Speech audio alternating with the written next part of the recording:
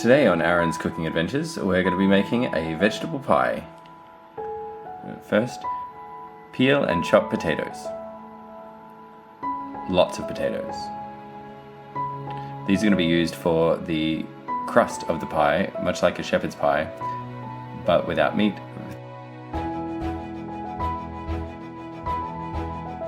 Boil some water with lots of salt.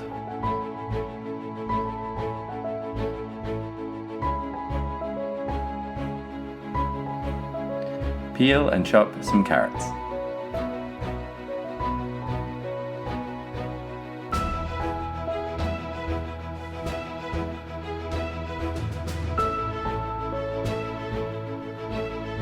Put the potatoes on to boil in the salted water. Give them a quick stir so they don't stick to each other.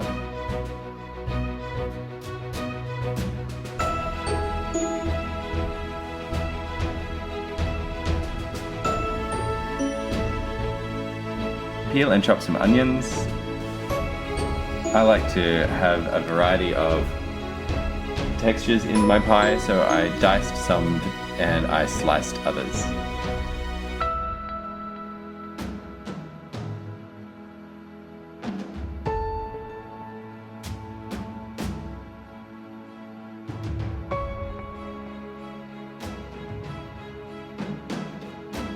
Peel and chop some garlic.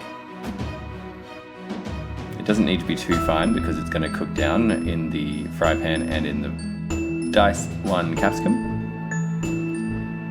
It doesn't really matter what color capsicum you use. I like to use red just because everything else is kind of orange or green, so red was just a little bit of a different color.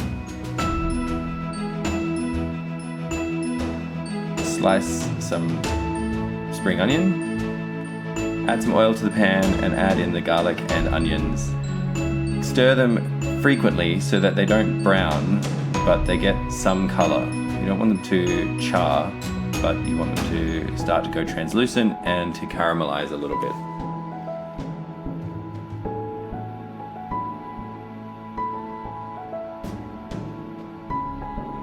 Add some pepper. Add some freshly cracked black pepper. Add the carrots to the fry pan and cook them until they start to go golden. Again, we're just wanting to caramelize everything together with the onions. Add all of that to a bowl of pre-prepared frozen vegetables. I had a mix of cauliflower, broccoli, and carrots, and some frozen peas. To the empty pan, add some flour and butter and make a roux. This is the basis of the sauce for the pie. Once you're happy with that, add some milk.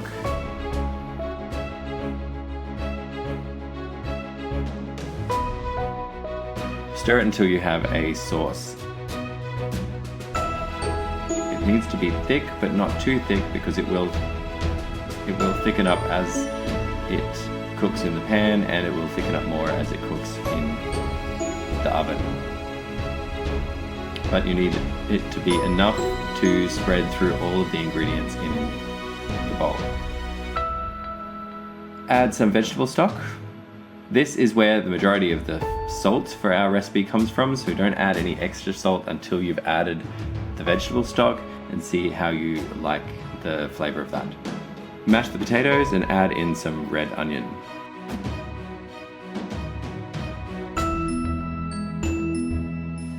So this is where my camera died. To the vegetable mixture, I had some spinach and some canned corn. I added a little bit more salt and some ground cumin and ground coriander.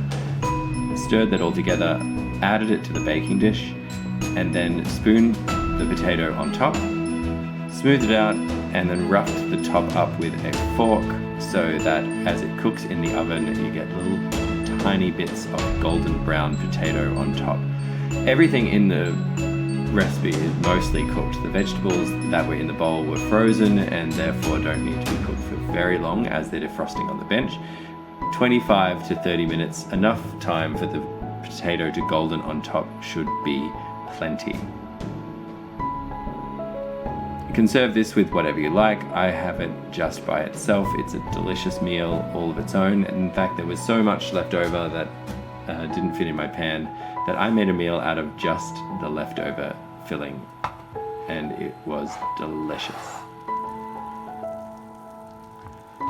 If you like this recipe and you'd like to see more of my cooking adventures, follow my channel by clicking the subscribe button down below and get notified every time I upload a new video by clicking the bell.